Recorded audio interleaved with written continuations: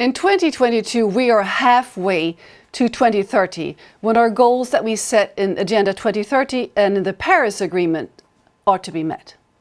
But we are far from being halfway in our implementation, right?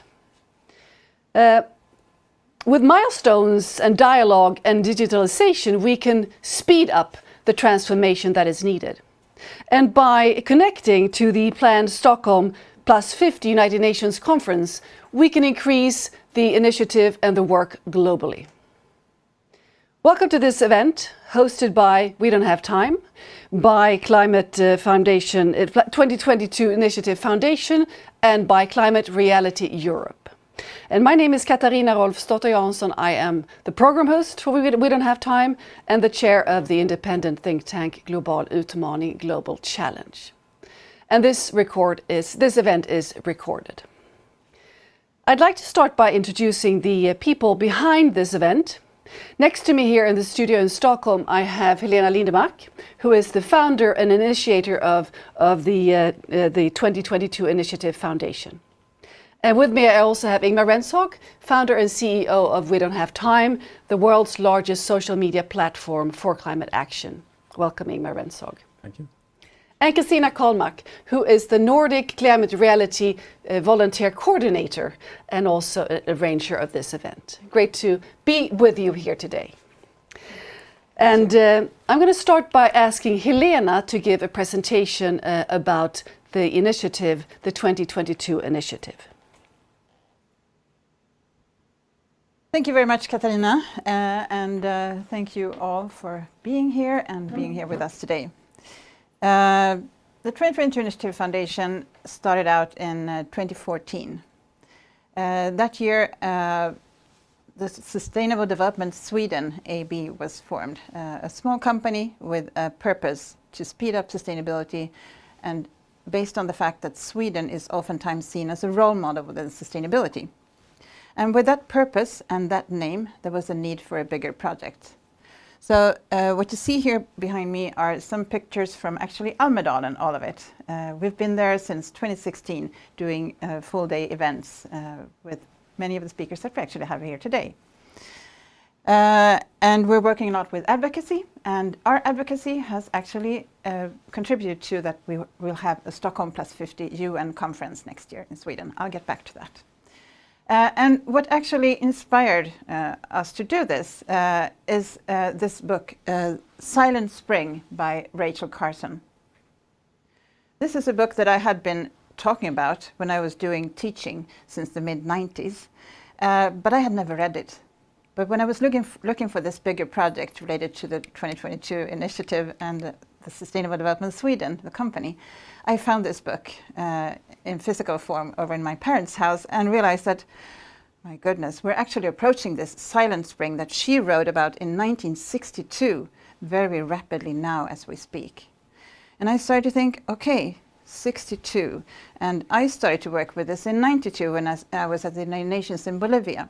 And we had the Rio conference in 92. And I thought, what happened in between?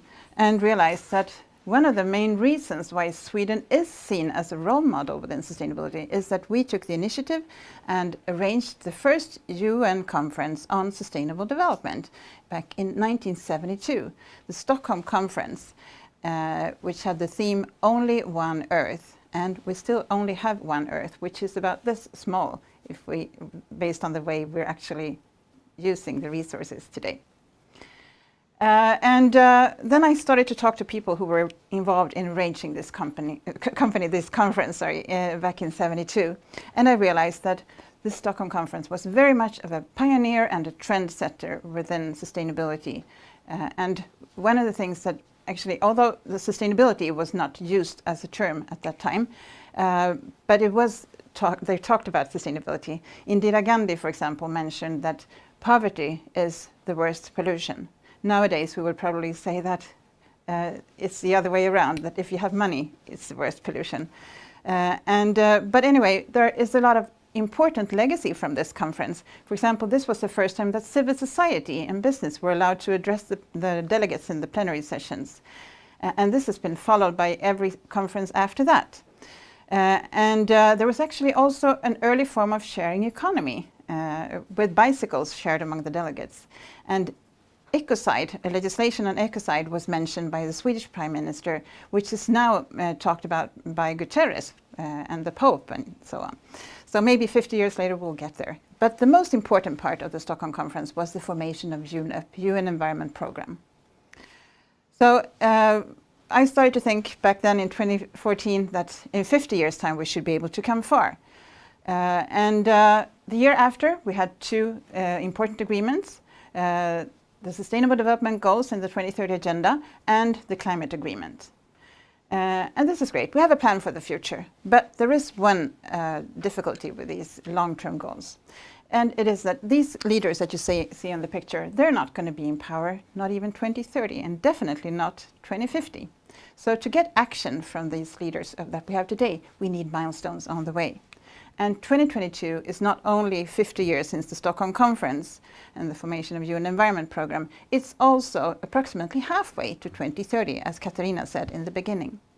So we started to discuss this with Swedish ministers, and it took some time, but in the end of 2019, the Swedish government decided that they want to host a UN conference in Stockholm, and the conference will be held the 2nd to 3rd of June, less than 11 months from now, in Stockholm.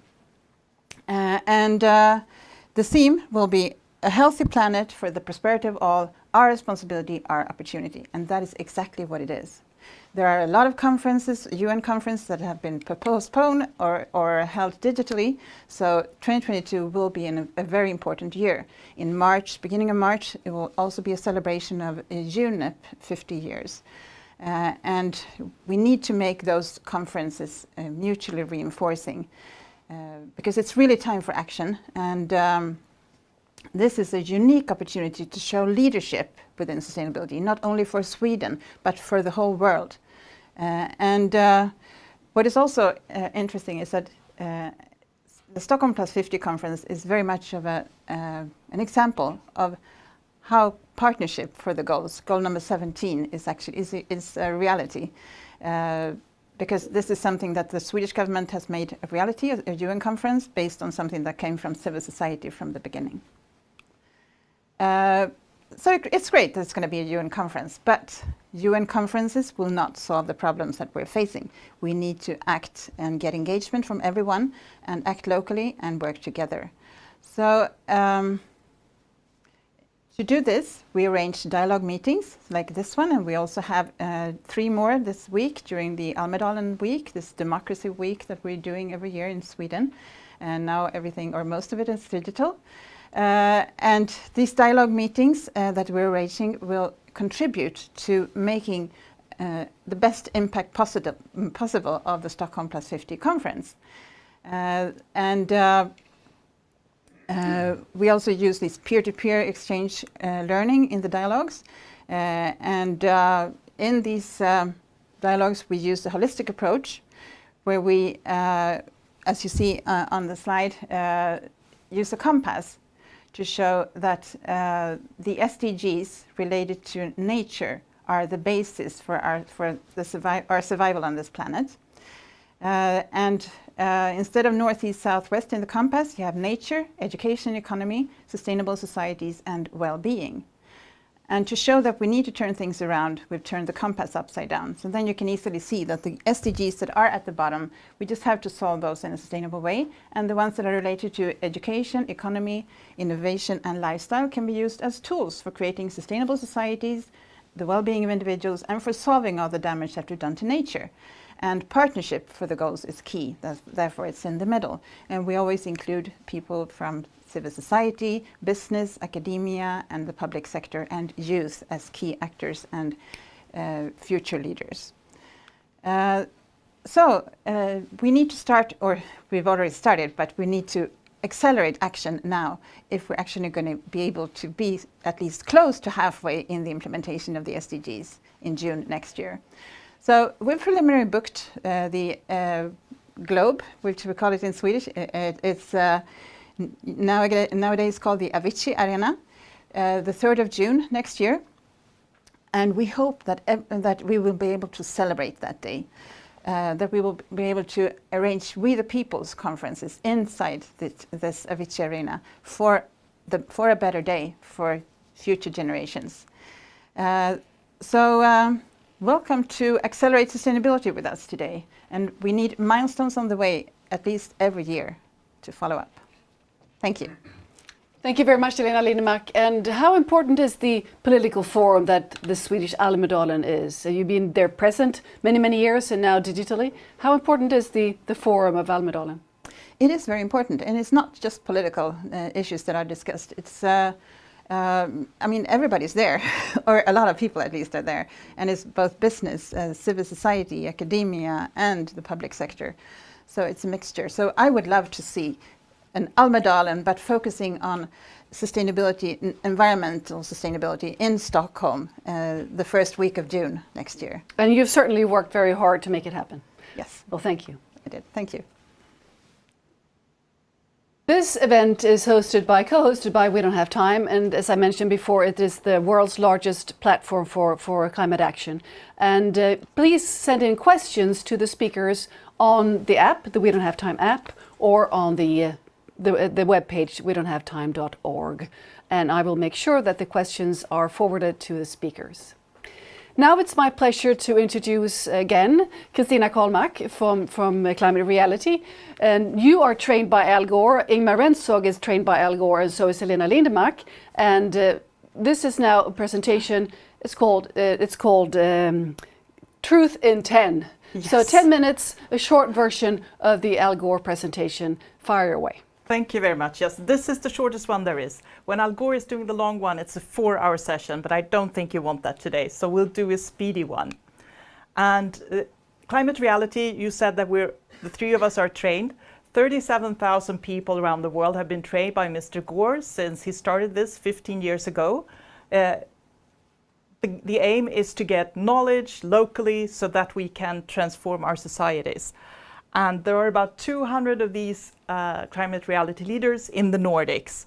And we have multiple trainings online now during the pandemic every year. This is our home. It's the only one we know that has life, the blue marble. And what gives us life is that we have an atmosphere. It's pretty thin. It has climatic gases. It's been very stable for the last 10,000 years, and that's why we built our civilizations. In this atmosphere, we're dumping greenhouse gases 24/7, as if it was a sewer. And the result of that is that we are locking in heat. Some of the heat that used to radiate out into space is trapped because we have more carbon dioxide, methane, etc. in the atmosphere. More than we had for the last 3 million years, actually. Where does it come from? Well, it comes from burning fossil fuels. And as you can see on this graph, half of it is after 1990. And we've known since 1990 that this was a really bad idea. The temperature, the average temperature, has increased by 1 degree, 1.2 degrees already. And the warmest years have been in the 2000s. We've just experienced a very hot June, right? Probably the hottest ever. We had 3 heat waves in Europe in 2019. We had degrees of 45 plus in France. Scientists knew this was coming, but they didn't think it would come so soon. And we know that those that get affected are elderly, ill, children, those that don't have money to have homes with air condition. A lot of the heat actually gets trapped in our oceans because the ocean is dark, the heat is trapped. And warm water expands, so you get a sea level rise just by the fact that it's getting warmer. You also get more energy in warm water, which intensifies the storms we have. A hydrological cycle. This is what your kids are taught at school. The warm air is sucking up damp water into humid air. The streams go in over land where they cool down, and it comes down as precipitation. And it is landing on the landmass where it becomes new groundwater or water for trees, etc. What we do with the warmer climate is that we intensify this, the whole process. The warm air over the oceans can carry and contain more water that will rain more at the same time on a warmer landmass, which will be a flooding. So this is not a summer rain, this is a rain bomb. And the result are floodings. Warmer air also sucks moisture out of the ground, which will lead to desertification. Here is an example from Brazil.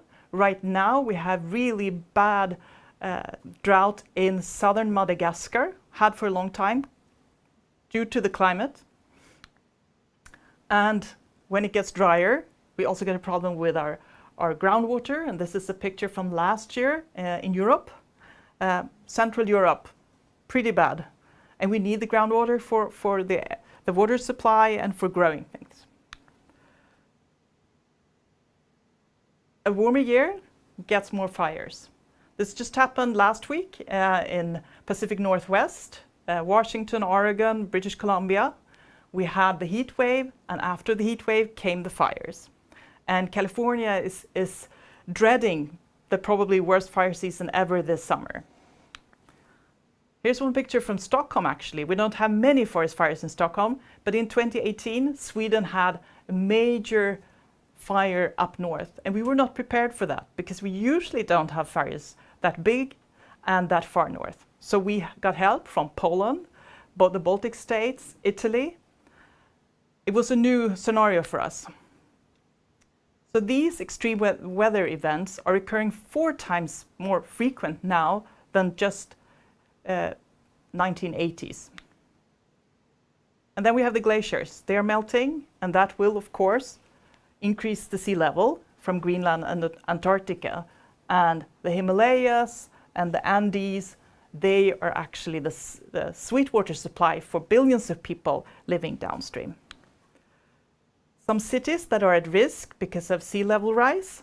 Miami, there was a house falling down just the other week, and some people say that the ground gets destabilized by the rising water.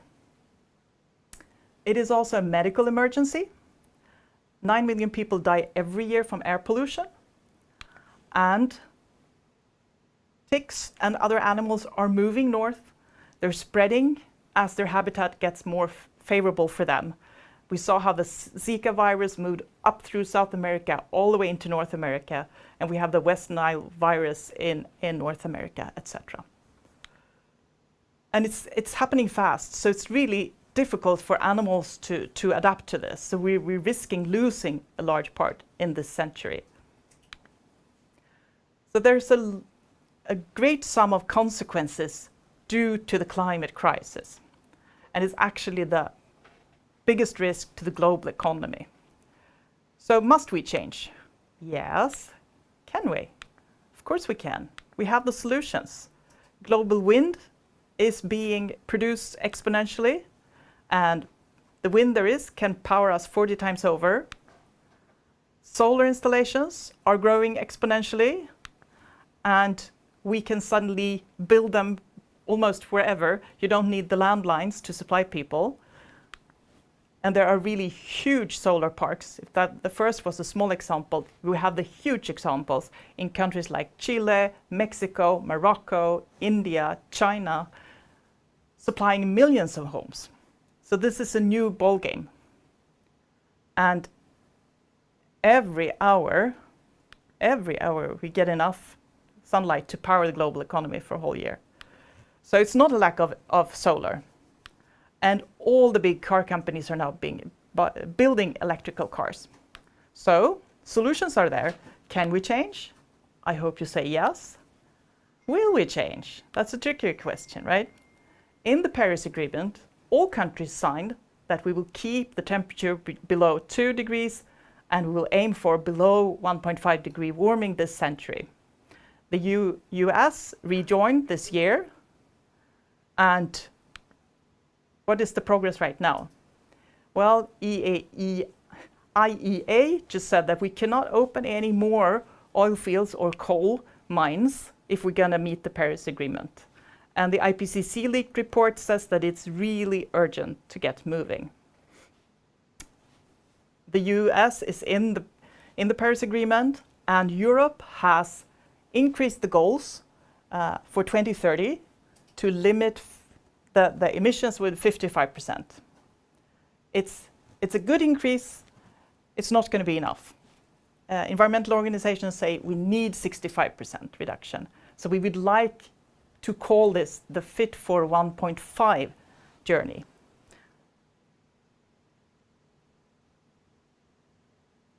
Lots of people want change, want transformation. Youth activists all over the world. This is a picture from 2019, when there were millions of people out striking in all over the world. You see on the screen there, it's Sydney, Australia, packed with people. I think it was like 7 million people out in the whole world.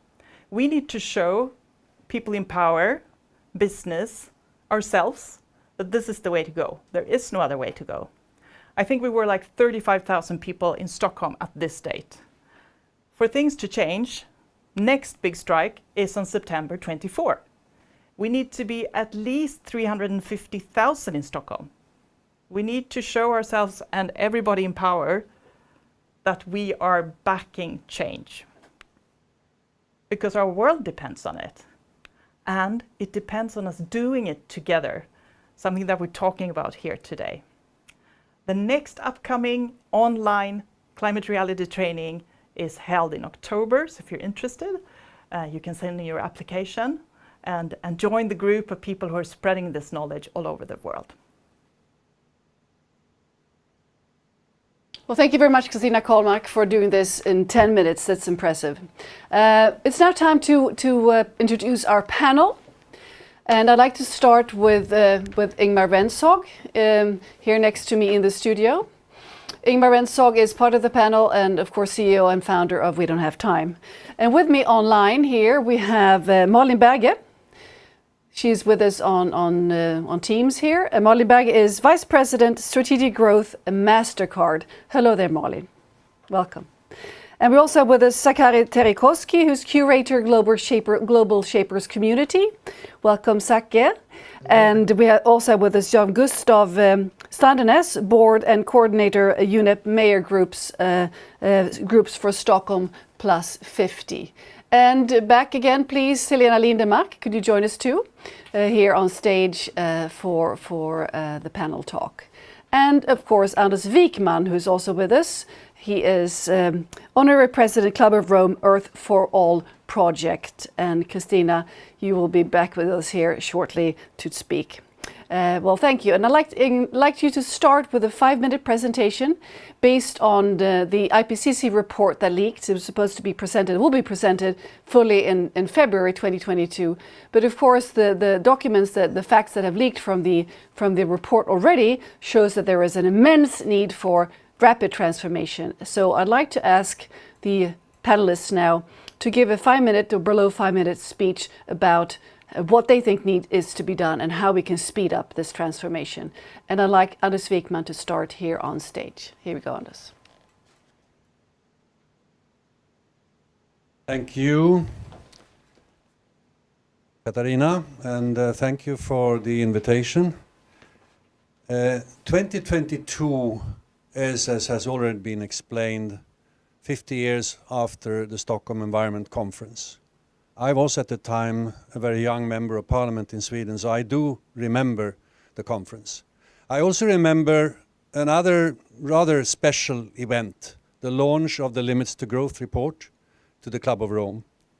So next year is the 50th anniversary of Stockholm and of the Limits to Growth report. Now, what was the Limits to Growth report? Well, it was the first real effort to try to understand what's going on a planet where material consumption is increasing as we speak. And the report said that if unchecked, continued material consumption leading to resource depletion and massive pollution would ultimately bring the world economy down. It was a message that most people didn't like. It was a message that economists in particular dismissed. They said, you have not thought about how smart we people are. Innovation and new technology will solve every problem along the road. And they also emphasized that substitution can help us. And of course, you can substitute a chair of wood with a chair of plastic or steel, but you cannot substitute natural systems. And however much money we have, we can't stop the glaciers from melting, and we cannot bring back species that have disappeared or replace the function of a forest with regard to air quality and water with something else. So today we are in a critical moment, and we are coming closer and closer to this point in time that the Limits to Growth report talked about, a collapse of the global economy, or a likely collapse. I represent here today something called Earth for All, which is a cooperation between the Club of Rome, the Potsdam Institute, the Stockholm University, Stockholm Resilience Center, and the Business School of Oslo. We have come together to try to model how to make it possible to reach the Sustainable Development Goals that was referred to earlier within the planetary boundaries. And we are absolutely convinced for this to happen, we need to rethink our economic model, because it is very short-term oriented today. It's okay to earn revenue by destroying nature. And also we have colossal differences in wealth and income between different parts of the world and between different people. It's not a sustainable model. So we have come together to work on a different type of model. Linked to our work is a commission of some 40 leading thinkers all over the world. And we have identified 5 areas of special interest in our work: a transformation of energy systems, a transformation of the food systems, different development models for low-income countries, to address inequality in the world, and to address population growth. I don't have the time to dwell into details on how to make this happen or these transformations happen. The only thing I want to say is that we are making a lot of progress. We are quite confident that we will come up with a model that will be fit for purpose in a situation where sustainability, at least today, looks very, very distant. Thank you. Wijkman. I'd like to turn to Malin Berge now for your 5 minutes or less to give your presentation. Here you go. Thank you, Katarina, and thank you, Anders, for setting the scene so well for us today. My name is Malin Berge, and I'm Vice President Strategic Growth at MasterCard in the Nordics and Baltics. And you all probably know the brand MasterCard. We are a global technology company in the payments industry. We have a mission to connect an inclusive, sustainable digital economy by making payments safe, simple, and smart. We are today present in over 190 territories, working with more than 22,000 banks and financial institutions. And as a global brand comes huge possibilities, of course, but also responsibilities to drive positive change. And the climate change and climate issue, as we know, is critical. We today live, produce, and consume as if we had 1.7 planet Earths. We all understand it cannot continue. We also see that consumers are aware. According to a survey we did during the spring, 76% of Swedes are willing to change their behavior to fight climate and sustainability challenges. The same survey also showed that 40% of Swedes think that it's even more important to reduce their carbon footprint compared to before the pandemic. And the same amount says that it has become more important that companies act in a sustainable and environmentally friendly way. So finally, we see that consumers are willing to actually make a different choice based on companies' sustainability agenda and progress. And it's not a one-man show. We believe we need to collaborate and work in partnership to make a difference. And to put it in some context, MasterCard has since almost a decade worked with financial inclusion to make sure that everyone is part of the financial system around the world. And in this ongoing effort, we leverage and mobilize our global ecosystem of partners. And it led to that in 2020, we met our goal of bringing 500 million people into the digital economy, which is now doubled towards 1 billion by 2025. And we look at the climate issue in the same way, to use our global strength and network to drive this positive change. And if you look at sustainability, it has really been close to heart for MasterCard for a long time. And several years ago, we set our client science-based targets, to focus our efforts against climate change. And we now build on that with our recent pledge towards net zero by 2050 and supporting our suppliers' decarbonization efforts. We joined RE100, the Global Corporate Renewable Energy Initiative, to really reinforce and formalize our commitment to use 100% renewable energy. And we met that target during last year. With our partners, we created Prices Planet Coalition. Today, we have 60 companies across the globe who joins us in our goal to plant 100 million trees by 2025.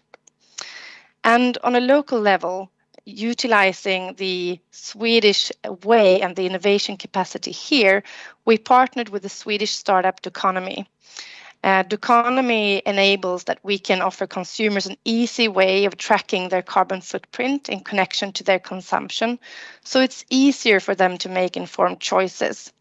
And this service from this Swedish startup is now available to 22,000 banks across the globe. In the Nordics, we also run our accelerator partnership program, Lighthouse Massive, and we have a vision to become an impact unicorn factory that makes and scales social impact for more than 1 billion people by 2025. And all of these are just a few examples of what we're doing to fight the climate crisis. But we won't solve it.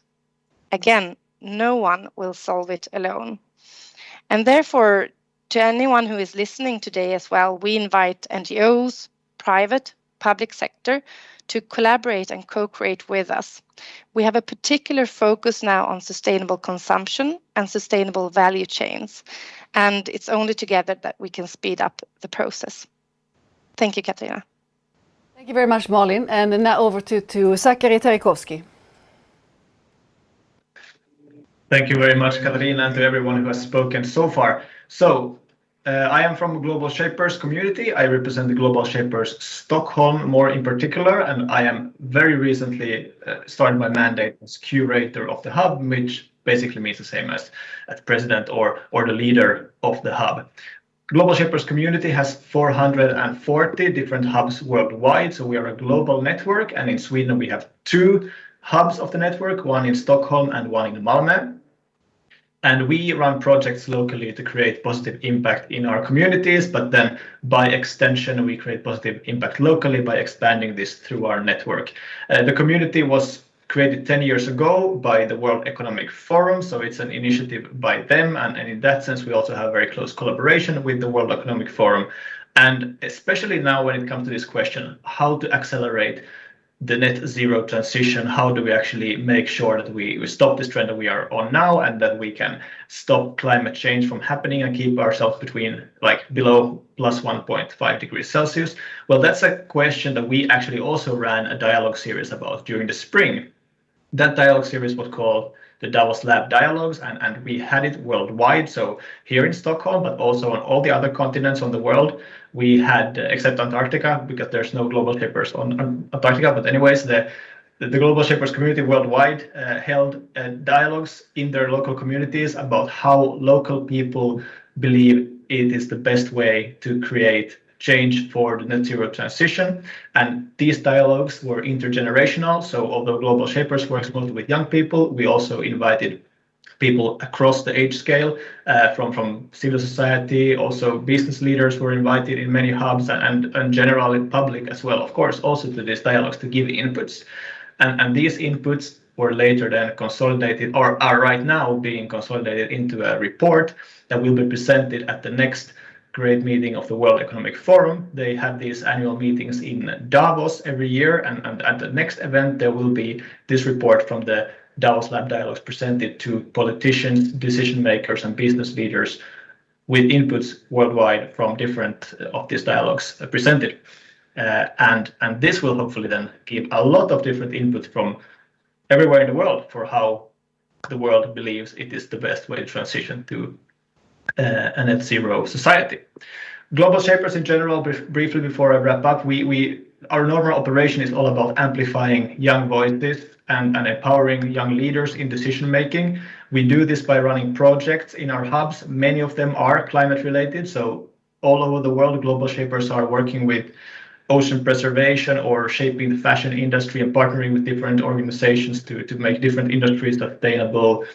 Food waste reduction, that's something we do here in Stockholm ourselves, so that's how we try to make sure that we transition better. And there are many more examples as well that we can dig into in the Q&A, but I will be quiet for now and hope to have a dialogue with everyone viewing this webinar later on in the question session.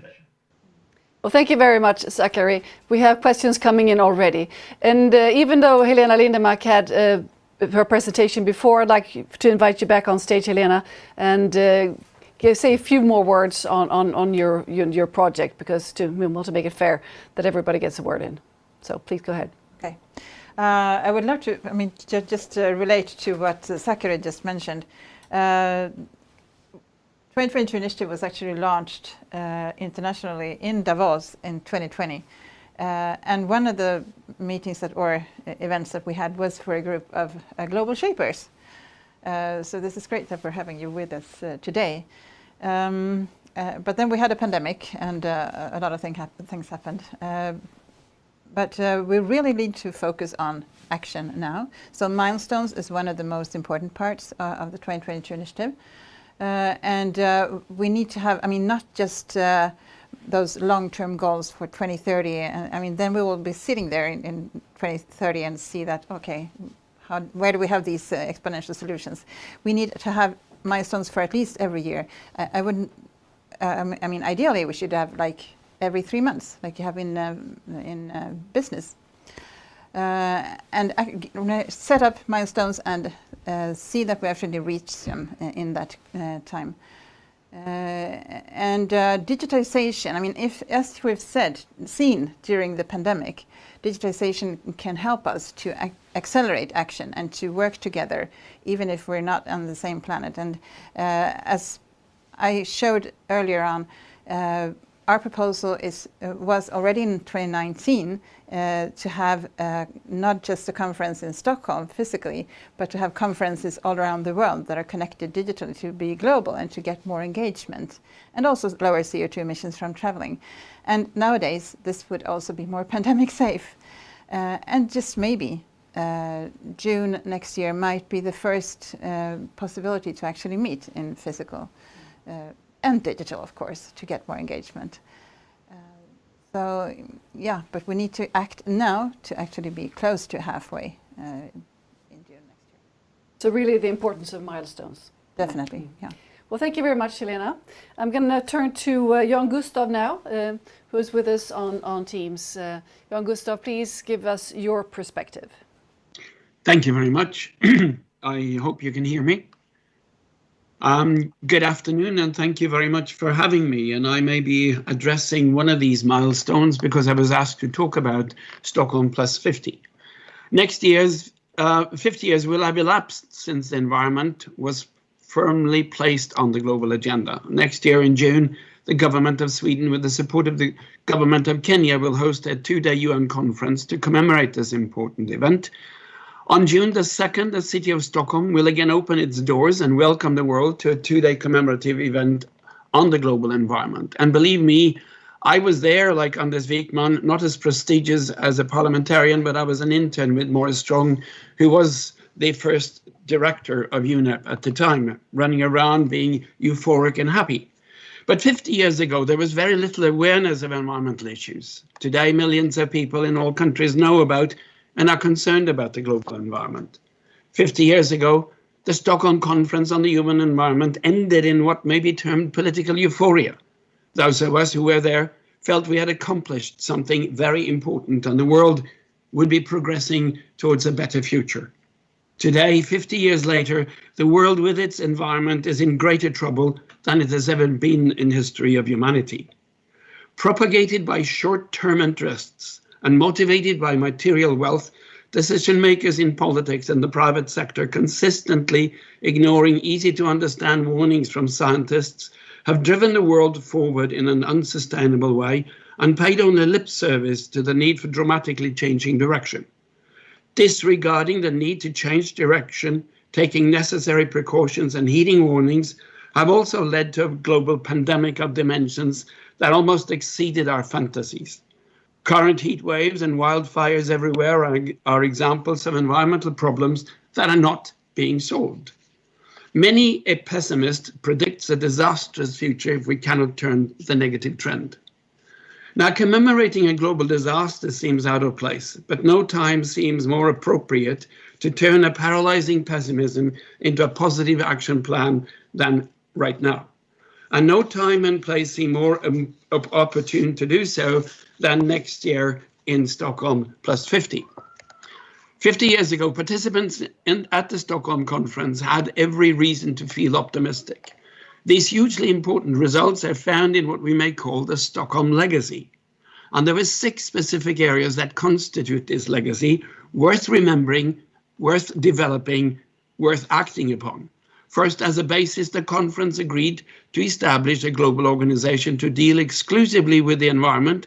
The UN Environment Programme, UNEP, was born. Because of this, a global institutional home for environmental law and environmental rights had been created. We also saw the beginning of good environmental governance. And its first tangible result was that the Stockholm Conference allowed civil society and NGOs to address the official plenary on a regular basis. This established a precedent which changed all subsequent UN conferences forever, allowing greater participation from non-state stakeholders, and not only in UN meetings, but in intergovernmental meetings everywhere. An important contribution to global democracy was made. An institution to connect science with environment had been created, and we also saw the development of environmental assessments and management as a result. Further, environmental diplomacy began with the Stockholm Conference, and we had around us in Stockholm at the time Arts for the Environment. The Stockholm Conference next year has been given a title, Stockholm plus 50, a healthy planet for the prosperity of all, our responsibility, our opportunity. This invites all to be carefully optimistic, but also points to a seriousness we face, a common responsibility to reorganize ourselves. We do not need new plans. We have a key one waiting to be implemented. It's the 2030 agenda to transform our world into a world based solely on sustainable development. We can use the Stockholm Conference to focus on solutions and implementations of all these plans.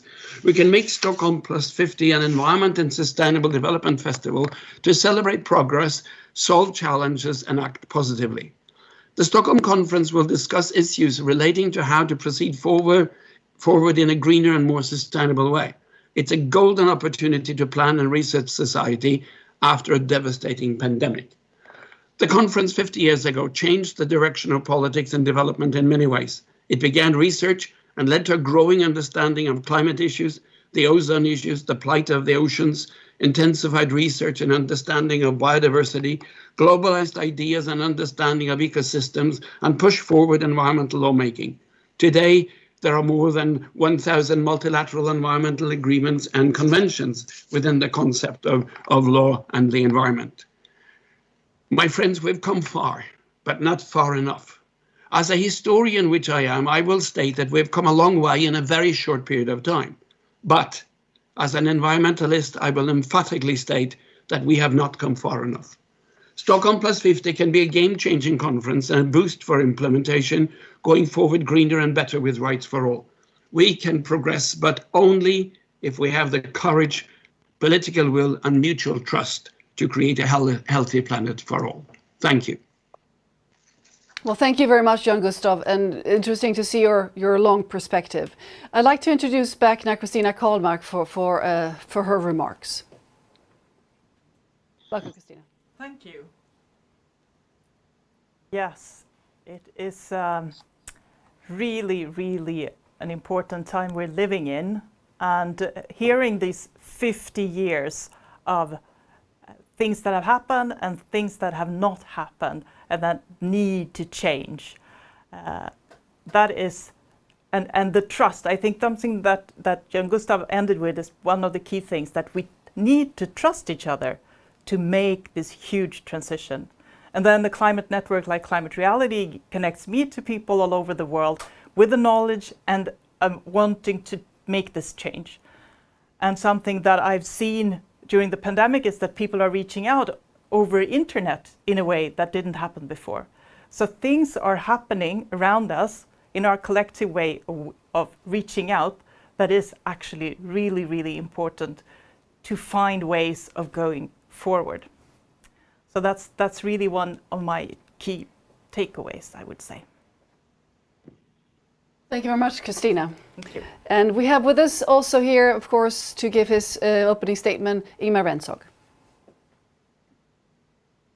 Thank you, Katarina. You're welcome. We are failing. That's the truth. And I don't think we should blame just our leaders. And we can't blame the climate deniers because they are soon getting extinct. But the problem is actually all the people that understands this problem and they choose not to act. That is very frustrating. And there is the solution to the problem.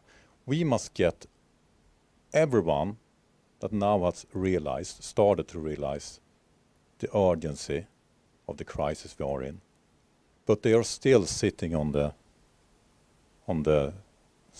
sideline, not participating in the action. We need every one of them get this ball and start to play in order for us to win. We need everyone on board. And awareness is of course very important, but action is what we need. And what We Don't Have Time is all about is to connect everyone that have started this action today. If you take a group of people somewhere in the world, like 100 people, it's maybe 2 or 3 or 4 people that are really acting. That's not many people. But if you connect all of them all around the globe with each other, that is a powerful force that will drag everyone else into the action. And that's what we need to do. And I'm now going to show you a short film about how we on WeDon'tHaveTime.org are doing this.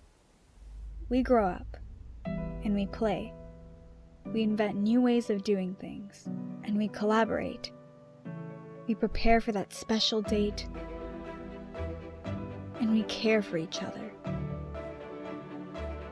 We do whatever it takes, but our world is on fire and our future is at stake. We don't have time to wait, but no country, business, or individual can fix this on their own. Together, we can set things straight. Let's act. Through the power of many, we can make change happen. Let's encourage sustainable solutions. Let's suggest new ways of doing things and demand bad practices to stop. We all unite behind the one thing that matters, to save our world. Will you join us?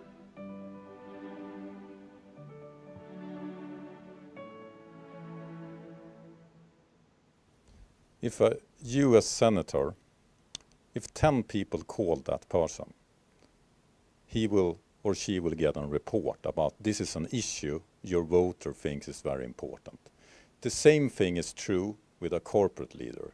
If 10 shareholders call that company and tell them that this is important, they will take notice they will start to act. People care about what other people views on your company, your political party, your business. And we don't have time. You can use this power to get together with other people and have a dialogue directly with our world leaders, everything from presidents to business leaders. And it's not just about call them up or contact them through we don't have time when they're doing something wrong. You could also contact them when they're doing something right, because it's a very, very powerful way of change people is to encourage them when they are taking the steps in the right direction. So that is what we call climate love on We Don't Have Time. You could give climate love to those leaders that are doing the right thing and climate warning to those leaders that are doing the wrong thing. And you could have a dialogue about more climate love and less climate warning. And the only thing you need to do is to join wedon'thavetime.org and start the dialogue, because the power is yours. No one else will solve the climate crisis for you. It is us that must do it together, and we have that power if we are using it. So let's pick up the ball and let's the action start. Thank you very much, Ingmar, Rentzhog. And of course, keep sending questions into the panel. I'd like to ask the entire panel, the physical panel here, to join me here on stage. And we have questions coming in, and keep sending them in on the We Don't Have Time app. I have a first question to Malin here, and we'll see if we can spread out here on stage safely. Malin, as a business representative in the panel, 2022, we're supposed to come halfway to the Paris Agreement and also Agenda 2030. How is your organization working? You mentioned a few examples, but how are you measuring your impact in terms of milestones? Sure, thank you, Katarina. And I mentioned to you all about our net zero 2050 target. If 2030 is far away, 2050 is definitely far, far away. And that's not the only problem, I think, with this target for us. Another aspect is that 75% of our emissions comes from our supply chain. So it's far away and it's complex.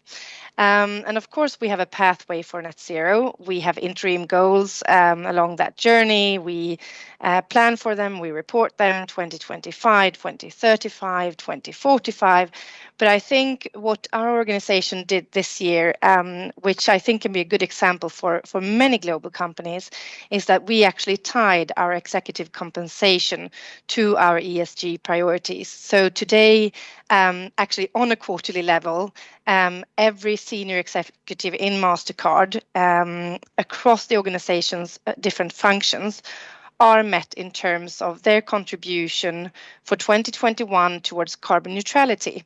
And I think that is really important. So it's really part of everyone's scorecard. It's something that is really tied to business performance and growth. And I think another aspect is that for us, it's of course not all about our own emissions from our own operations, but it's about how we maximize the impact that we can have in terms of the climate change agenda.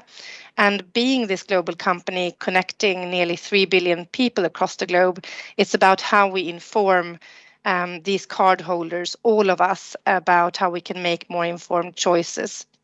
So going forward, we don't have targets on this today, I would say, very open and transparently, but we will look into really how do we support sustainable value chains so that sustainable consumption can become an option for all of us. That's what I would say for that, Katarina. Thank you.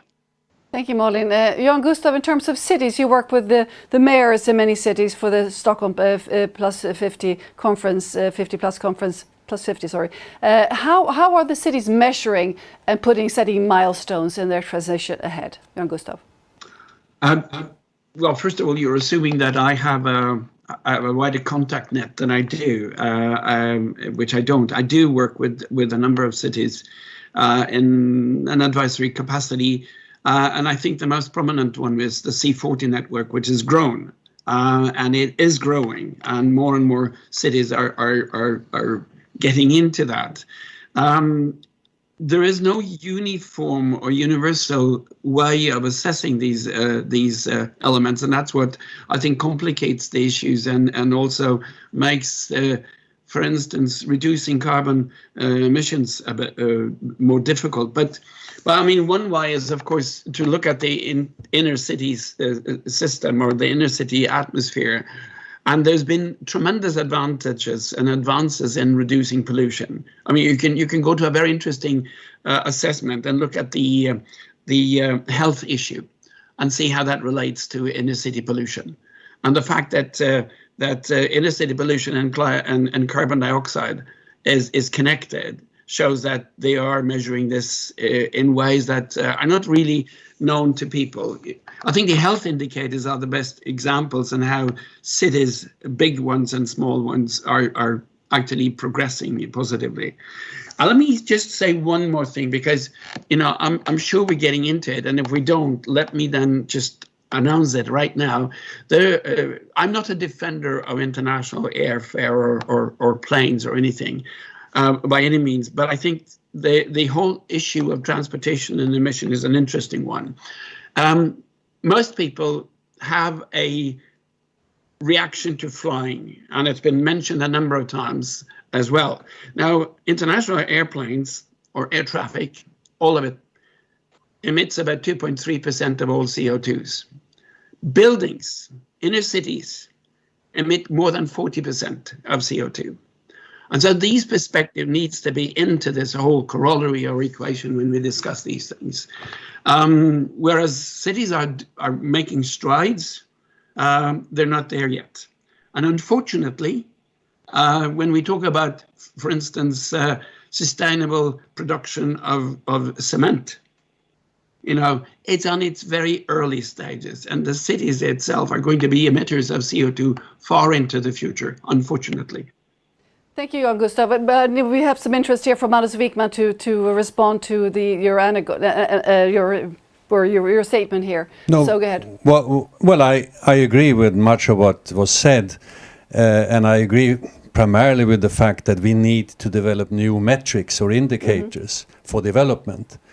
I mean, when MasterCard relates to growth in general, I would say that's not good enough, because we need to start orient everything we do towards well-being and welfare indicators. I didn't mention that, but I should have mentioned that.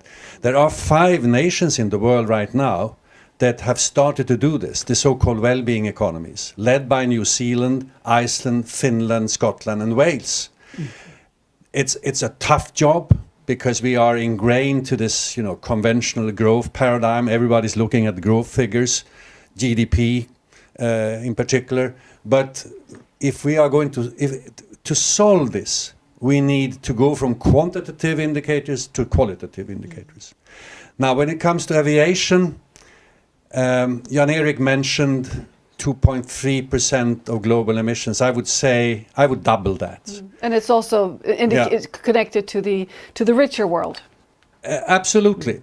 But he's absolutely right on infrastructure. And that's why we have to realize that most of the infrastructure to be built will be built in developing countries. And if it happens with the steel and the cement and the plastics and the aluminum that we have used hitherto and with today's technologies, you can forget about the Paris Agreement. So we need a lot of things to happen there, and we need to measure things differently. Thank you, Anders Wijkman. Ingmar, Rentzhog? I think it's very important that we measure things and know the sizes of the problem, but we should bear in mind the problem today and the problem in the future, because if people will continue flying as today, that will very, very soon double. The problem will increase a lot. And I don't like those arguments where many people are having like this, don't blame US, China is worse, or don't blame flying, cement is worse, or you eat meat, that's worse. You can always find another area that is a larger problem. That's never an excuse to not fix this problem. That's a distraction. And one thing that's also important is to see systematic change. We need to do a lot of things, but in order to achieve this systematic change, we must also achieve individual change, because we can't have both. We can't have only systematic change. It will never happen if you don't have individual change. And personally, I haven't flown for 4 years, and that was the most simple thing for me to do to halve my own individual emission. I did it like this. And every one of us needs to at least halve the emission before 2030. And if you fly today, if you stay on the ground, you're on track with the Paris Agreement. Isn't that great? We need to do so much more, of course. And yes, of course, some people are continue going to fly, and I believe that we could fly in new ways. But the only way of doing that is to stay on the ground until we have the technology, and we will make that happen faster if we are not using it. Absolutely. If less people fly, there will be more incentive to develop fossil-free aviation, of course. Speaking of flying, we have not been flying so much during the pandemic. We have used a lot of digital tools for our meetings. And I'd like to turn the question to digitalization. We moved to school, we moved work, we moved all sorts of life online. Ingmar, back to you. You've started this network using digital tools. How can digitalization, it's a difficult word, be used even more in this transition to a more fossil-free world? The best thing with digitalization is that it makes the world very, very small. We can connect to everyone, regardless of where we live today. The reason why I founded a social network focused on to solve the climate crisis was that I saw that what tech companies, social media platforms have achieved previously is fast change in the world in less than 10 years. So social media is very good, digital technology is very good to connect people and have them to work together regardless of where they live. And we don't need a leader anymore. We can act together with the help of technology. We don't even need central banks in order to issue money anymore. We have the power more than ever, and digitalization is a big enabler for that. But we can't just live in a digital world. We need to stay on the ground and live in a physical world too. But if we combine those two things, I think that's a really, really great enabler to catalyze change. But there is no automatic mechanism that makes sure that these technologies move the agenda in the right direction. We need incentives. When we need a political system to try to help technology steer in the right direction. I'm absolutely with you that digital technologies, AI, machine learning will be able to provide good solutions, but we need to move it in that direction. And then we need policies. Exactly. We need push from the push for the policymakers also is needed. We need the power of the many to push the politicians, right? I look at Amazon today. I read an article yesterday how much they just how many products they turn to waste every day or every week because of a very skewed system. So I mean, there is no guarantee. We have to put up rules and incentives, and the political system is lagging enormously behind. Because they seem to be stuck in the industrial society logic, while we are moving through technology into the information society logic. So that there is a big challenge, and I hope that the Stockholm conference next year will have this as one of the agenda items. How can we make sure that exponential technologies help us move in the right direction? And they need help to help us. Absolutely. Helena, you are pushing it ahead very strongly to get the conference to happen in many aspects. And when you hear this talk here, milestones and digitalization, how do you connect this to what's going to happen here in Stockholm in June next year? Right now, as we speak, they're discussing there's a dialogue within the UN on the details of the Stockholm Plus 50 conference, the resolution. So we don't know exactly what it will be about, but one thing will definitely be SDG number 12 on sustainable consumption and production, which is definitely related to these issues. I hope that will be focusing on all the environment-related SDGs, and that it will be a high-level meeting so that we can actually get action from this on the highest level, and not just the highest level, because we're all in this together and we need to act together as people wherever we are. So I really hope for that, and I hope for a digital and physical conference, a hybrid like this that we're doing now. And also to be able to include everyone, leaving no one behind. There is a huge need to support the so-called Global South in developing the digital solutions, for them to be able to be part of a Stockholm Plus 50 conference or whatever, digitally, all around societies. So that is an important part to do before the Stockholm Plus 50 conference. Apart from a lot of dialogues and co-creation and exchange of experience and action. And also this autumn, in October, we're going to have something called the Stockholm Plus 49 Summit. We will gather... Leading up to the Plus 50. Exactly. We will gather from civil society, but for all kinds of organizations, including scientists and lawyers, etc., to agree on some form of message towards a short message towards the Stockholm Plus 50 conference that we want them to include. And also another important part is that this is, we're co-creating the future for humanity on this planet. We're in this together. And it's about our children and future grandchildren, etc. So we really need to act on this for them, and that is something that was included in the concept note for the Stockholm Plus 50 conference. The youth perspective. Yes, exactly. That they want an outcome, an action-oriented outcome that is inspired by the messages from youth across the globe. So that is something that we need to push for. Thank you. And that's a cue to turn back to the panel, to Sakari, because you Can I also say something?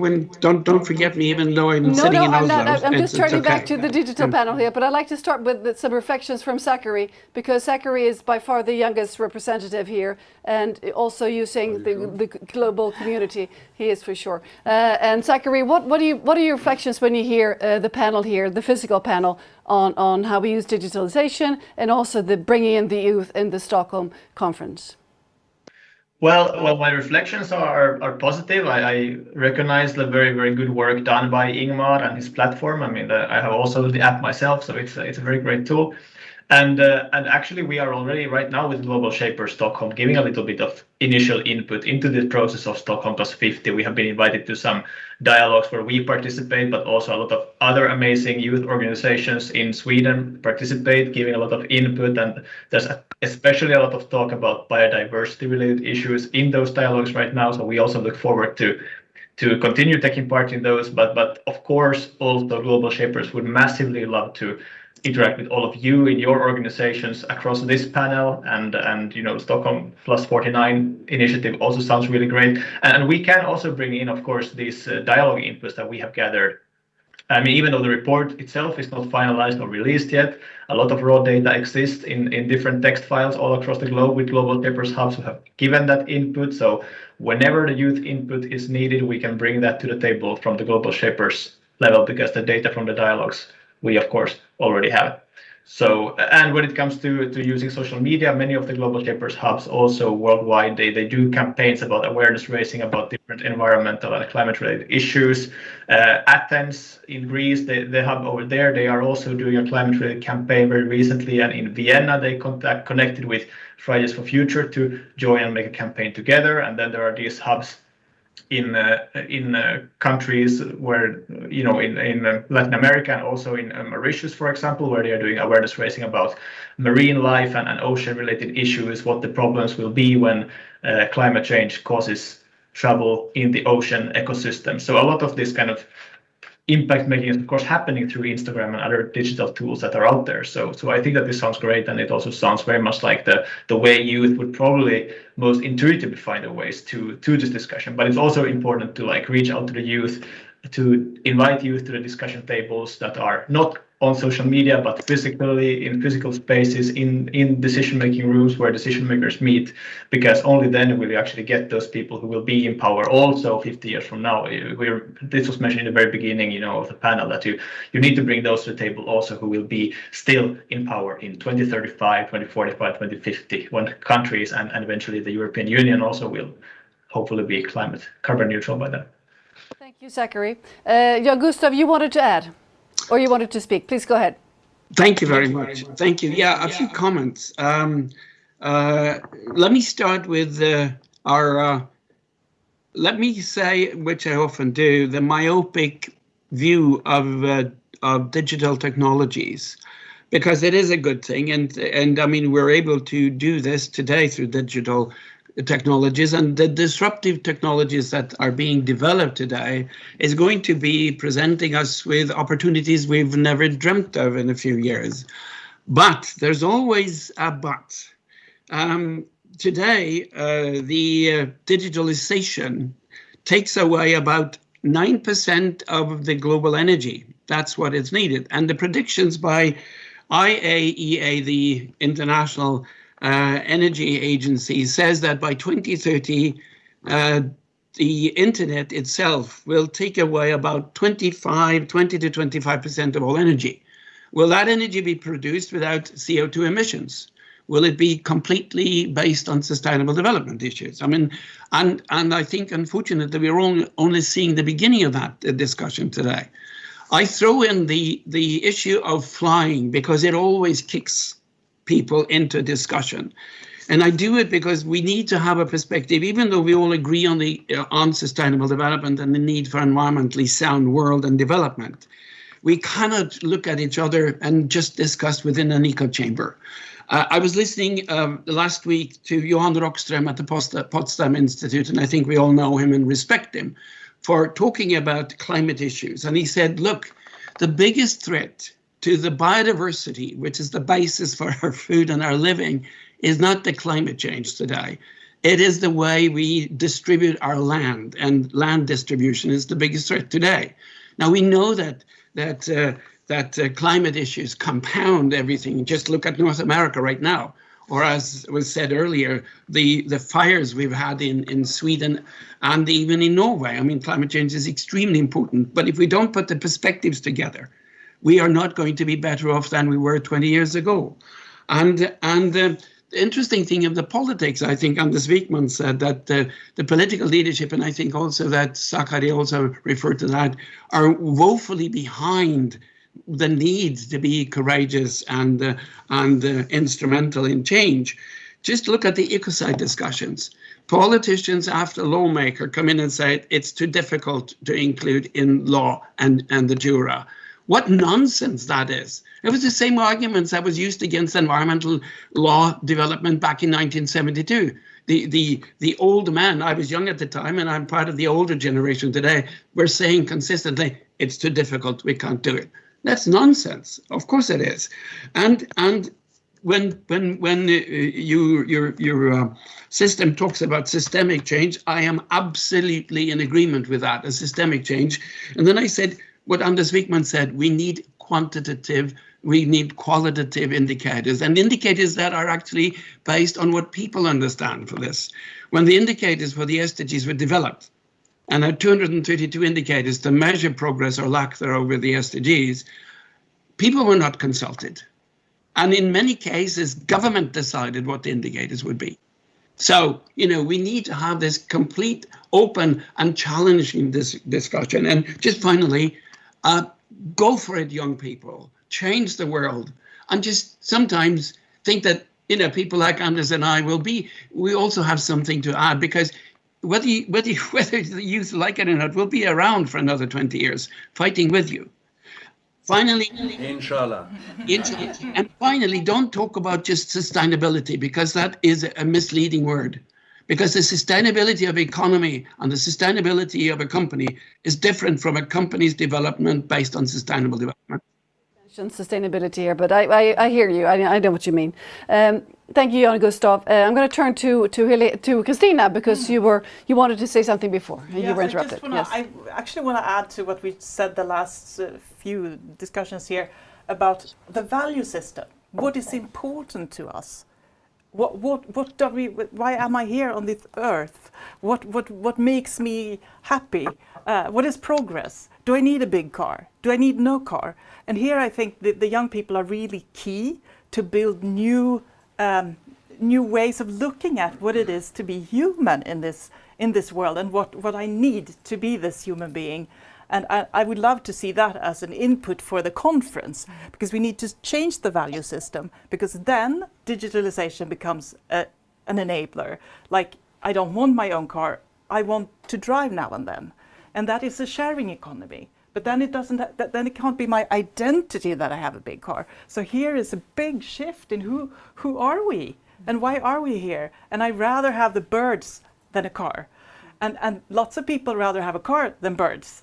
And I think the young people are seeing this differently, because they are not yet in the rat race in their workplace where the rest of us are.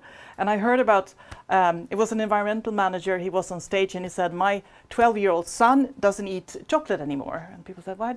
Because it's palm oil. And this young person has decided, I'm not going to kill the rainforest and the monkeys. I'm not eating any more candy. And does the big candy company understand this? If all the young people said, we're not having this anymore. So I think it's values and what is important to us needs to be key in the dialogue to finding a base, and then we can use new solutions. Thank you, Christina. And this means we have to talk about values, and we need to talk about what we're doing and not doing, and really to really address this. Ingmar, you wanted to add? I agree, values are very important, but don't fool ourselves to think that the youth are going to fix this. We have one problem, they are not in power, so we need to do the decisions, we that are in power today. The another thing is a little bit more negative, and that is, it's a lot of youth that are fighting for the climate, but most youth don't care about the future. And unfortunately, the more those youth hear about the problem, they are giving up, because they don't see any point of fighting if it's too late. So here is a very, very important lesson, and this is something I think we're going to have a big debate in the near-term future. It has nearly begun, and that is, we need to educate everyone, and especially the youth, about the climate crisis, but focus on the solutions. Because if we only talk about the problem, people will see no reason to fight. So we need to talk about the problem and the solutions, because we have the solutions. But I don't see that our future's hope are the youth. I mean, most youth are not active in the climate fight. Most youth are not involved. It's many, many more people that are active that are youth. That's right. But it's still too many people that are not engaged in the fight. And it's everywhere. It's from youth to very old people. It looks better if you look at the youth, but most people are not involved. So we need more people on board, and in order to get them on board, I think we must talk more about the solutions. Thank you, Ingmar. Anders Wijkman? Well, Jan-Gustav referred to our age and that we have been around for quite some time. I can tell you, Ingmar, 10, 15 years ago, the number of people who were really engaged was very, very small. So today is a huge change in a positive direction. But I agree, we must mobilize many, many more. And I think this issue of hope is very, very important. And hope is, of course, connected with values. So, yeah, I believe those comments by you are very, very important. And how to intersect these kind of issues into the policy agenda, that's going to be a major, major challenge. Because I'm not so sure that every policymaker is interested in discussing values. I think there are other issues on the agenda. So that will be a fight, absolutely. Thank you, Anders Wijkman. I'm going to turn to Malin now. You haven't had the possibilities to speak for a while. Malin, you mentioned the Doconomy initiative, a Swedish startup that you have taken aboard, and the MasterCard. In terms of educating the consumers, because that's basically what the economy does. That makes you understand your climate footprint related to your consumption. What is your take on the importance of education of consumers and in general of people to understand the gravity that we're facing? Well, it's super important. I think for many years we've known what a healthy diet looks like because we have been educated on what healthy food is in the Western world, and those of us who are very privileged at least. And if we aren't aware of the impact from the products and services that we consume, what impact they have on the planet, how could we make informed choices? But there are many, many challenges in this today, Katarina. We don't have enough certified data across the value chain. We don't have enough standardized data. So it's really, really early stage. And I have to be open and humble about that. It's definitely not a silver bullet solution. And I wanted actually to also just address Anders' comment earlier about private sector companies looking at growth and the industrial way of measuring companies' successes. We've definitely seen a change in terms of moving from shareholder to stakeholder value. And there are many, many companies today taking a responsibility to look at the impact from their operations and business. But I think in order to get real actions in the short term, at least me personally, are really trying to use the drivers and the momentum that is there. And looking at the 22,000 banks that we have as customers, they are driven by their shareholders in an old-fashioned way. But if we can show them that this transition is actually going to provide them growth opportunities, then they're ready to look at that change.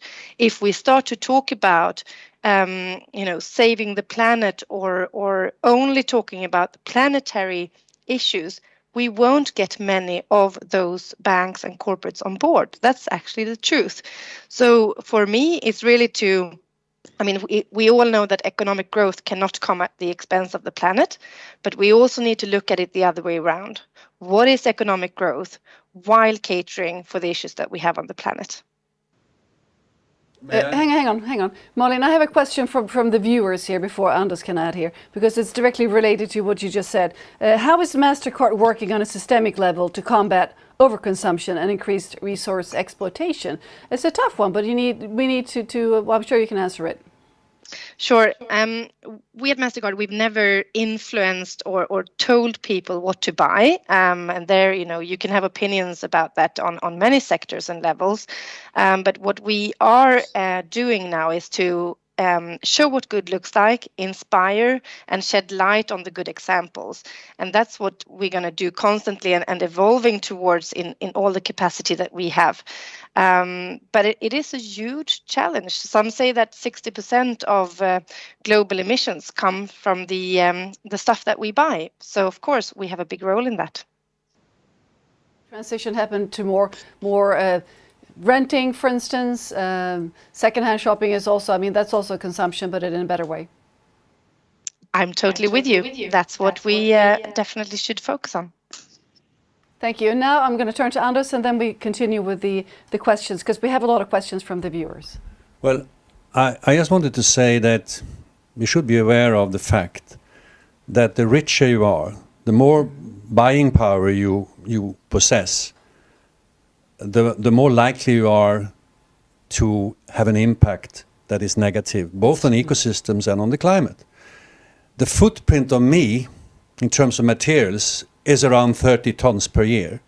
The footprint of a Kenyan or somebody living in Niger is around 2 tons. And if we move to carbon emissions, it's even worse. Oh, yes. So we cannot dodge these issues, and that's why we have to start measure differently. And while I agree that many things have to grow, other things have to stop growing, and that's going to be the real challenge. And here we need metrics that guide us in the right direction. In the International Resource Panel, we have calculated that the extraction and processing of materials and food make up more than 50% of emissions. I'm not talking about consumption now, I'm just talking about the extraction and processing. And it's 90% of biodiversity loss. So that just shows that the more we dig into the crust of the earth, the more problems we have. And that's why we talk so much about circularity. But that's no panacea either, because there's nothing that is 100% circular. So this is a real challenge. And the richer you become, the more difficult it is to be climate smart and sustainably aware, of course. Not aware, but in your footprint. So I'm going to turn to more questions here. We have one here for Christina Carlmark. Do you think the speed of change regarding corporate is going fast enough, Christina? No, I don't think it's going fast enough. It's just like Anders said, some things will grow and others they have to degrow. You've worked in the corporate world for many years. Yes, I worked in the corporate world for a long time. And some things are happening, but other things are not happening. And there were articles just recently about the fashion industry, for example. They're doing a lot of good things, but it's not at all what is needed because it's such a huge industry, and they're also scrapping a lot of things that nobody has used. So they have a lot of problems, even if they're doing good things.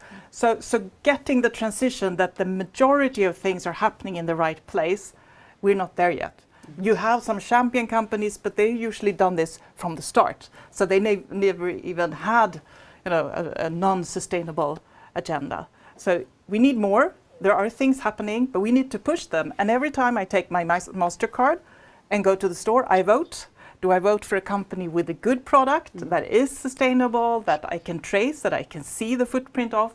Or do I buy second hand, which is also a good suggestion? Or do I just not care and get something from Amazon? So I'm actually voting for, so things are happening, but it should go much faster, I think. There's a question here that I know Ingmar would like to answer. It goes like this. What is this group and the panelists doing to encourage and support startups who are developing breakthrough innovations? Startups like mine are constantly facing roadblocks in access to finance and market access. What we are on We Don't Have Time trying to do is to help everyone that have solutions and educate so that more people are aware about them and more people want to implement them and investors see the potential, etc., etc. So we are trying to help with the communication, and communication is very important if you're a startup in order to get people to understand what you do. But the climate crisis and the biodiversity crisis will not be solved by only new entrepreneurs, because we don't have time to only build new companies and compete with the old companies. We must also transform the companies we have. And I think the future is partnership between startups with state-of-the-art technology and old big companies that could implement and scale them. And I don't see this, the partnership will be that you need to buy those companies. You can work together in alliances, and that is something I see is already happening on We Don't Have Time platform and so many areas. And there I see a lot more to happen in the future, but it will be a big help if the governments around the world will actually build a strategy for that and help that to happen much faster. Thank you, Ingmar. I'd like to turn to Malin. Yes, yes, please. I was just turning to you. Sure, if you saw us here. I don't, but I absolutely had you in mind. So go ahead, Malin. Thank you. Follow up with an invitation to the individual asking that question and anyone interested to help startups scaling their solutions. So if you have startups out there who think that a global technology company in the payment industry could help them, reach out to us, because we have structured programs with exactly those objectives. So we're here. One interesting thing. Ingmar, you need to, yes. One interesting thing is that within the European Union now, they are starting to earmark both budget funding or budgets in general in support of climate mitigation and adaptation, and in particular the so-called Horizon Europe, which is the research and innovation money. So that's going now to be channeled progressively in support of activities that benefit climate mitigation and adaptation, and by the way, ecosystems and biodiversity. So that's a step in the right direction. I think that's also to some extent happening in Sweden. Vinnova, for instance, is doing a lot in this area. So finally, we are starting to encourage young entrepreneurs who are very much engaged in these issues. But at the same time, we have to move the old ones. I agree with you.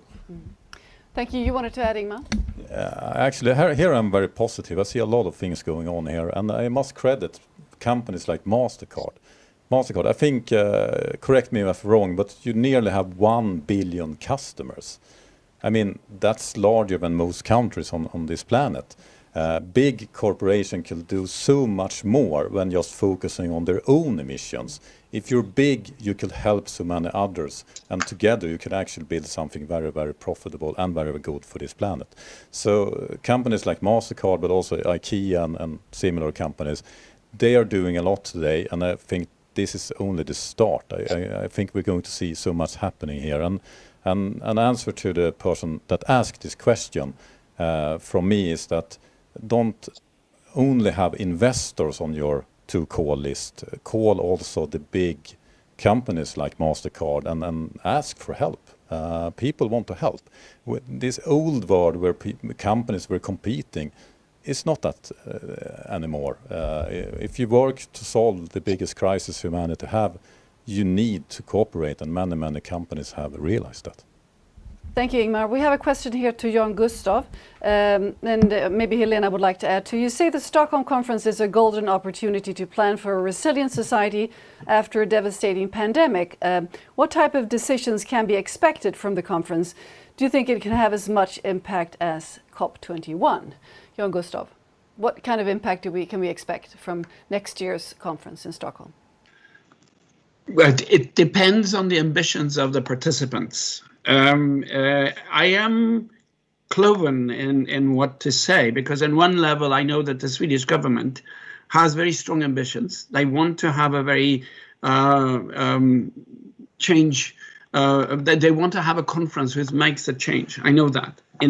Both commemorating 50 years of work and as well as trying to be looking forward to another 50 years in a positive and ambitious way. However, there are a number of countries that will be participating among the 193 UN members that have said in the negotiations, which have been closed to the public, that they do not want to discuss environment at heads of state level. So, there are political problems here that not only Sweden but Europe will face. So it depends on how courageous that the Swedish government can be with the support of other allies. This is a tricky thing. The potential is there to have a very strong outcome, because as Helena Lindemark hinted to, it may be one of the first in-person conferences after the pandemic has been dealt with in a somewhat secure way. So this may be one of the first one we sit down and talk to. Now, unfortunately, the Swedish government and Prime Minister back in September wanted to have a 3-day conference. It's been cut short by a number of countries to a 2-day conference. To me, this speaks about the ambitions of all the other member states except Sweden. So, there are lots of problems here. But coming back to one thing which was said, I think, among the panel, that young people do not have the power that old people have who are decision makers. One time back in the 1990s, I had the opportunity to sit and discuss in a panel with a prime minister, which I think is remembered still in Sweden. His name was Göran Persson. And I asked him directly if demonstrations and young people demonstrating for something did affect him. And he said, look, I'm only a human being. Of course, demonstrations matters. I need to listen. So the fact that back in 2019, with the Sustainability Summit in New York during the General Assembly opening week, when more than 160,000 young people in more than 80 countries at the same time sent messages to the UN that had an impact. And I mean, you young guys with the know-how, with this fantastic organizational talent you have, use that power and push it. I've seen civil society churn outcomes time and again at these summits. We did it in 1972 when we demanded to speak to the official public arena. We did it in 1992 in Rio, when Agenda 21 was decided, when we said we want a Commission on Sustainable Development. The countries didn't want it. Civil society made it happen. So, don't take no for an answer. Just go for it. Thank you, Jan-Gustav. Absolutely. And Ingmar, you wanted to add? Totally agree with you, but I would like to add something there.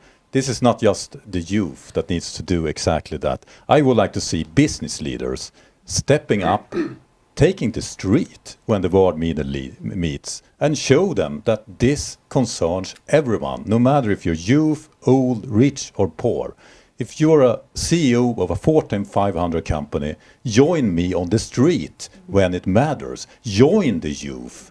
Don't just listen to them, join them. This concerns everyone. And that's what I mean, that everyone needs to pick up that football. We need to do action, and the best action we could do is not to save carbon dioxide. Is actually to use our voice, because we don't have time to wait. We can't do this 5 years from now. We can't do this 10 years from now. But we have the window of opportunity to save this planet now, and we need to use it and not just wait for Stockholm conference next year. We have a climate meeting this year in Glasgow. Do it now. Make the world leaders take notice. They listen to corporate leaders more than anyone else. They listen to the money. If you that have this power, this money, if you join the youth, we will see change very, very fast. Thank you. One thing, and I agree with you, what you're saying there. And I also think that what I hear so often when it comes to big companies, that we can't do it because our shareholders don't like it. I think that's not true, because shareholders are also human beings with grandchildren. So, it's like a slogan to hide behind. Thank you. Thank you. And Helena and then Christina. I would love to see people from business, from academia, from civil society, from government or public sector taking to the streets in the first week of June next year in Stockholm, and not just in Stockholm, but around the world, and act on these issues and show that we want to have action. Like not just a small, but like a huge Almedalen, but focusing on environmental sustainability, because it's about the future of humanity on this planet, and we need to fix it, and we can do it, but we need action now, and it needs to be intergenerational, not only youth, but it's about their future more than ours. So. But we're in it together. Absolutely. Thank you. Christina? Yeah, I just want to add that next global strike is September 24. So that's the first one already signaled. So bring everybody, make everybody go out into the streets and show politicians, business, that this is what we want. Anders? Well, I agree, but we need to have in place an agenda that is realistic and implementable. Because we need solutions that are well understood beforehand, so that those who are present as policymakers, decision makers, have a chance to take the right decisions, at least respond to recommendations in the right direction. Now you're talking about the Stockholm conference. Yeah, I'm talking about the Stockholm conference, and I'm talking about, Earth for All, this project that I'm one of the leaders of. This is our aim. Because we don't believe, there are many solutions, not least there are many new technologies. But when it comes to government policies, when it comes to this incentive structure of the economy, when it comes to transformation of the economy, we lack a lot of good advice. The problem is that conventional economists help us very little. Because they're stuck in the old. So we need to chart new territory here. So that's very, very important. So yes, demonstrate, but use the brain and the heart in the meantime to come up with the right solutions. It's not one doesn't exclude the other. No, exactly. So the panel, the physical panel here, have all sort of given their call to actions already. That was actually my last question here to all of you in the panel. So I'd like to turn to Sakari now. What is your call to action now moving forward? We have a milestone next year in June, the Stockholm conference. We have the COP coming up. What is your call to action to people watching this, Sakari, from your perspective, the Global Shapers community? Well, I will actually turn the attention to something you said in the very beginning of this session. It was about working together, building back better to reach the common goals. I think that's the only way to do it in the end is by people collaborating to do these issues. And I would also just want to really, if somebody is watching this and didn't see it from the beginning, Christina gave a little pitch in the beginning about the climate reality leadership training with Al Gore. I have also taken that myself last summer, and this online opportunity that is coming up is totally worth checking out, because that's how you can meet a lot of different people working for reaching the net zero transition and speaking about it the way Christina did in the beginning of this session. And it doesn't really matter if you're like a business leader or a young person or a politician trying to figure out how to engage with climate change. You will meet a lot of different people from different backgrounds there from all over the world. It's open to everybody. So that's really one very good platform where you'll be able to, get ideas how to actually work together with everybody in society to reach this transformation, and it will open up for many ideas we get to discuss with a diverse group. So totally recommend it, and of course follow Global Shapers on social media, see what we do, interact with us, and if you're a young person, reach out about what challenges you identify in your community. Wherever in the world you are, again, reach out to the hub that is nearest to you. You will find that info on our website, globalshapers.org, and stay in touch, and let's make impact together. And let's turn to Malin for your call to action. I think Christina laid it out very nicely already before. I think it's all about voting with your MasterCard. But I also have a call to action for anyone who is involved with the production side of consumption or the consumption side of it. And that is to be brave enough to really work on the traceability and transparency agenda. There are so many sustainability leaders out there in corporations who are not yet really willing to let go of their data, which is third-party assured, etc. But I really invite you. It's not the perfect solution that we need to start with, but we need to start now. So join us in the transparency and traceability agenda so that people can vote with their MasterCard. And Jan-Gustav? A call to action. I would say just very simple, get involved and know what you're talking about. Build trust in science. This one of the biggest crises we're facing, which is not really what we're talking about here, is the crisis in trust level. The fact that people, and we know where it comes from, have developed these ideas of fake news is probably one of the biggest threats to both what we're talking about here and to democracy. So read outside your echo chamber, get involved, and I would also say I'm poor in names, but focus on solutions, as we've already said, and there are many of them out there. And then try to think in long term. It's the only thing that I can do because I've always been a talker throughout my life. But that has also convinced people to look ahead and get involved. As I keep saying, back in 1962, Rachel Carson was alone when she presented her book, Silent Spring. She was a lone voice, but she didn't give up. Today, there are millions who want the same. So the engagement is important here. And then go for it, because we can solve it. Thank you very much, Jan-Gustav. Thank you all in the digital panel, and thank you all here in the physical panel. Thank you all for watching. I'd like now to invite Ingmar Anders Wijkman to take a seat and relax. Thank you very much for your participation. I'd like to ask the organizers here to conclude this event. And of course, I'd like to ask you, what did you bring with you? We've talked about all sorts of things, milestones, digitalization, we talked about leadership. Ingmar, what is your main takeaway from this event? My main takeaway is that we need to work together. and partnership and cooperation is really the way forward, and also the dialogue, to listen to everyone. In the previous seminar we had here today, we had an example of a dialogue where a government were inviting people from everywhere in the society, and that actually transformed people that were very skeptical to the climate, and when they were included in this group and listened to, they were becoming very, very involved and advocating for change. So by involving, that could be the best way of getting engagement from people that are not engaged today.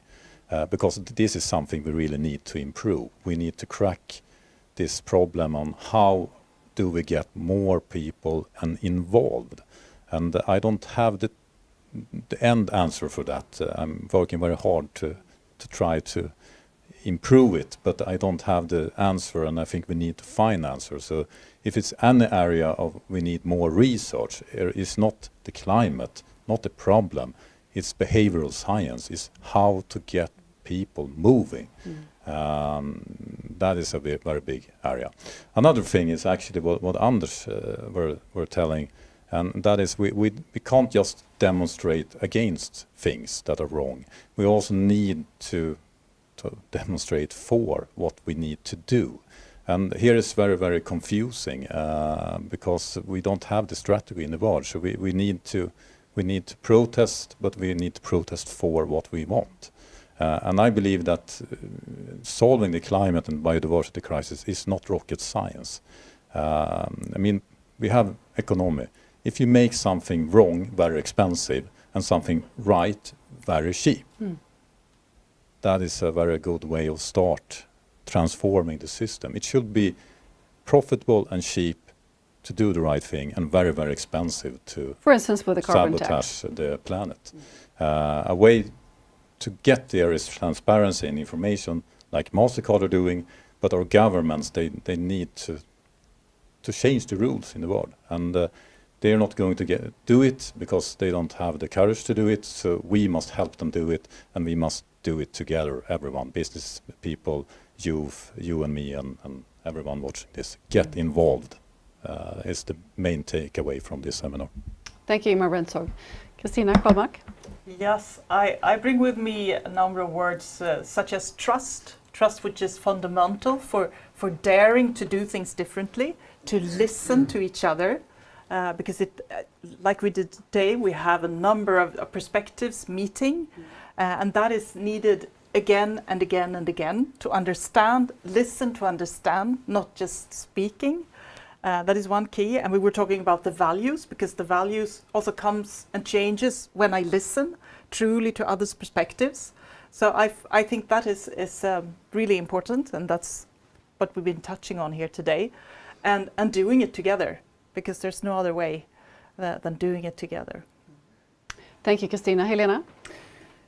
Well, I agree with both Ingmar and Christina, I mean, we really need engagement, and we need to find ways to engage people and to make this fun. One thing is through using music or art to get involvement and to make it fun, not just listen and act instead. I mean, we can't wait until June next year. We need to act now. So tomorrow we're having 2 dialogue meetings. Then we will not only talk from here, we will have actually dialogue in groups, small groups, together with the people who are the participants. And that is a very important part, to get the engagement and action. And I also bring with me, or take with me, that we need a systems change, and we need a value change. For example, in today's economic system, we actually only put a value on the dead things. A tree only has a value when it's cut down. A monetary value. Yeah. Yes. So we need to change that somehow. Thank you, Helena. And Ingmar, you wanted to say something else. Say something very quickly. I think this is truly amazing, and I want to thank you, Helena, for this. I met you the first time 4 years ago, and you were the crazy women talking about that Sweden should have a new big climate conference in 2022, halfway to 2030 for the SDGs. And I thought this is going to be tough, but you were very, very stubborn. And here we are today. 4 years later, and somehow you have pursued the Swedish government to actually host this conference. And it's all because of you, because I was there 4 years ago. Of course, it's a lot of other people involved now, but you were the fire starter. And this is an important message. Everyone could be Helena. It isn't difficult. You can do something. Everyone can't change the world, but we can do something. It's not more difficult than that. Exactly. I mean, only the crazy ones, etc., as Steve Jobs said, and persistence. Don't give up. Well, thank you very much. Thank you. I'd like to end with a little bit of an anecdote, a story. Yesterday, a good friend of mine told me that her niece, who had her 18th birthday, the only thing she wanted for her 18th birthday was that all of her family, grandmother, aunts, uncles, cousins, everybody gathered at her home, took leaflets to support a local climate organization, went to the train station in her village, her town, and started talking to people about the climate crisis. That's what she wanted for her 18th birthday. So her grandmother, her mother, her father, her aunts, and everybody started engaged in conversation on this train station in the southern parts of Sweden. And this is a fantastic example of involvement, I think, that anybody can do it, and we can do it in unexpected ways. We can do it online, we can do it on the ground, but we really need to talk and do and act more. And of course, you can do it on the We Don't Have Time platform. And all of the questions that we weren't able to address here due to time constraints are still on the webpage, and the speakers will look at them and answer them in due diligence, of course, so you get your answers. And keep getting involved, and thank you for watching, and take care. Bye-bye.